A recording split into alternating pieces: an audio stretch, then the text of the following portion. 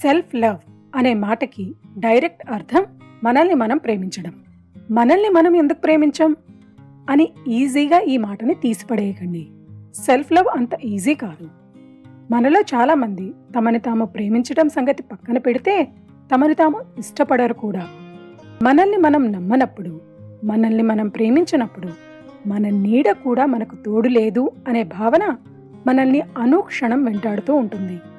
అందుకే మనం పక్కవారికి పంచే ప్రేమని మనకి మనం కూడా పంచుకోవడం చాలా ముఖ్యం. అసలు సెల్ఫ్ లవ్ అంటే ఏంటి? సెల్ఫ్ లవ్ అంటే మిమ్మల్ని మీరు గుర్తించి మీ శరీరాన్ని, మీ మనసుని, మీ ఆలోచనలను మీరు అభిమానించడం, వాటిని నిరంతరం నిర్మోహమాటంగా అభినందించడం. ఇది ఒక ప్రక్రియ. ఒక్క రోజులో మొదలయ్యి అంతమయ్యేది కాదు. జీవితాంతం మీతో మీరు చేసే ప్రయాణంలో మీ మీద మీకున్న ప్రేమ మీకు మంచి మానసిక ఆరోగ్యాన్ని, ఆనందాన్ని అందిస్తుంది. సెల్ఫ్ లవ్ని డెవలప్ చేసుకునే మార్గాలు: 1. మిమ్మల్ని మీరు క్షమించండి.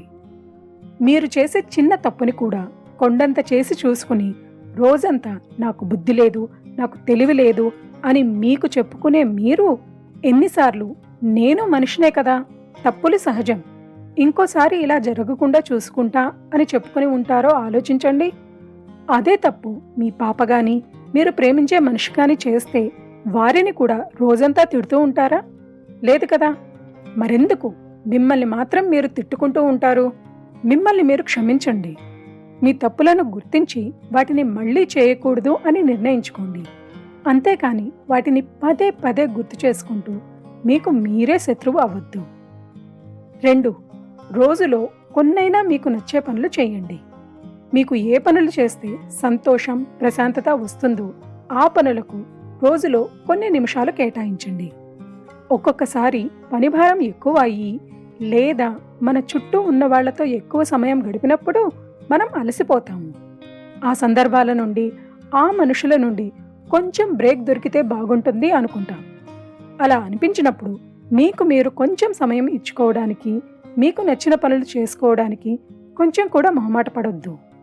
మీకోసం మీరు ఇష్టపడే పని చేసినప్పుడు వచ్చే ఆనందం, ఎనర్జీ మిమ్మల్ని కొత్తగా రీఛార్జ్ చేస్తుంది. కాబట్టి మీకోసం మీరు కొంచెం టైం తీసుకోవడం మర్చిపోవద్దు. 3. మీ విషయంలో హద్దు దాటి ప్రవర్తించే అవకాశం ఎవరికీ ఇవ్వకండి. మన చుట్టూ ఉన్న వాళ్లలో కొంతమంది మనల్ని కావాలని మాటలు అంటూ ఉంటారు, లేదా నోటితో నవ్వుతూ నొసటితో వెక్కిరిస్తూ ఉంటారు. ఇలాంటి వారి చుట్టూ ఉండడం వల్ల మన ఎనర్జీ తగ్గిపోతుంది, మన మీద మన నమ్మకం కరిగిపోతుంది. ఇలాంటి వారికి వీలున్నంత దూరంగా ఉండండి. దూరం ఉండడం కుదరకపోతే మీ సమక్షంలో వారి ప్రవర్తనను కంట్రోల్లో ఉంచుకోమని వారికి వివరించండి. ఎదుటి వారిని హద్దుల్లో పెట్టడం అంటే అర్థం బంధాలను తెంచుకోవడం కాదు. ఒక బంధంలో ఉన్న ఇద్దరు ఒకరినొకరు గౌరవించుకోవాలి. మీకు గౌరవం దక్కడం లేదు అన్నప్పుడు ఆ విషయాన్ని వివరించే హక్కు మీకు ఉంది. మీ హక్కుని గుర్తించి వారు వారి హద్దుల్లో ఉంటే మంచిది. అలా వారు గుర్తించినప్పుడు మీకు కూడా మీ జీవితంలో వారి స్థానం ఏంటి అనేది అర్థమవుతుంది.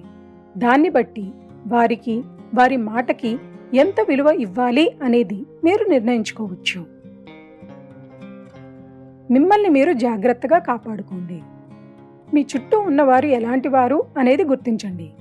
వారు మిమ్మల్ని, మీ ఆత్మవిశ్వాసాన్ని పెంచేవారా, లేక మీకు వంకలు పెడుతూ మీరు చేసే ప్రతి పనిని తీసిపడేస్తూ మిమ్మల్ని బాధ పెట్టి మీ బాధలో సంతోషాన్ని వెతుక్కునేవారా అనేది గుర్తించండి. మనకున్న ఈ చిన్న జీవితంలో ఫేక్ ఫ్రెండ్స్కి, ఫేక్ రిలేటివ్స్కి ఎంత దూరం ఉంటే అంత మంచిది. మిమ్మల్ని, మీ లక్ష్యాలను గుర్తించి మీ ఆత్మవిశ్వాసాన్ని పెంచే మనస్తత్వం ఉన్న వాళ్ళతో స్నేహం చేయండి. అలాంటి స్నేహాలు, బంధాలు మన మానసిక ఆరోగ్యాన్ని, మన జీవితం యొక్క క్వాలిటీని పెంచుతాయి. 5. మీకోసం మీరు అందుబాటులో ఉండండి. ఇంట్లో వాళ్ళకి, ఫ్రెండ్స్కి, ఆఫీస్లో వాళ్ళకి ఎల్లప్పుడూ అందుబాటులో ఉంటూ వారి అవసరాలను ఎప్పటికప్పుడు తీర్చే మీరు మీ అవసరాలకు ఎన్నిసార్లు అందుబాటులో ఉన్నారో ఒక్కసారి ఆలోచించండి. మీ ఆరోగ్యాన్ని, మీ అవసరాలని ఎన్నిసార్లు వేరే వారి కోసం త్యాగం చేసి ఉంటారు? ఆ అలవాటుని మానుకోండి. మీ అవసరం మీ చుట్టూ ఉన్నవారికి ఎంత ఉందో మీకు, మీ శరీరానికి కూడా అంతే ఉంది అని గుర్తించండి. మిమ్మల్ని మీరు కొవ్వొత్తిలా కరిగించుకుంటూ మీ అవసరాలను పక్కన పెట్టి మరీ పక్కవారిని చూసుకోవాల్సిన అవసరం లేదు అనేది గుర్తించండి. మీరు బాగుంటేనే, మీరు సంతోషంగా ఉంటేనే మీరు వేరే వారి కోసం ఏదైనా సరైన పద్ధతిలో చేయగలరు. కాబట్టి మీకు మీరు ఎల్లప్పుడూ అందుబాటులో ఉండండి. మీ అవసరాలను ముందు చూసుకొని తరువాత పక్కవారికి సాయం చేయండి. ఇవి సెల్ఫ్ లవ్ని డెవలప్ చేసే మార్గాలు. వీటిలో మీరు ఇప్పటికే ప్రాక్టీస్ చేస్తున్న పాయింట్ ఉంటే దాన్ని కామెంట్ చేయండి. లేదా వేరే ఏ పద్ధతిలో అయినా మిమ్మల్ని మీరు ప్రేమిస్తే ఆ పద్ధతికి సంబంధించిన వివరాలను కామెంట్ చేయండి. ఆ కామెంట్ వేరే వారికి ఉపయోగపడే అవకాశం ఉంది. ఈ వీడియో అవసరం ఉన్నవారికి షేర్ చేయండి. చివరిగా ఈ వీడియో మీకు నచ్చితే లైక్ చేయండి. మీ సలహాలు, సూచనలు మర్యాదపూర్వకంగా కామెంట్ చేయండి.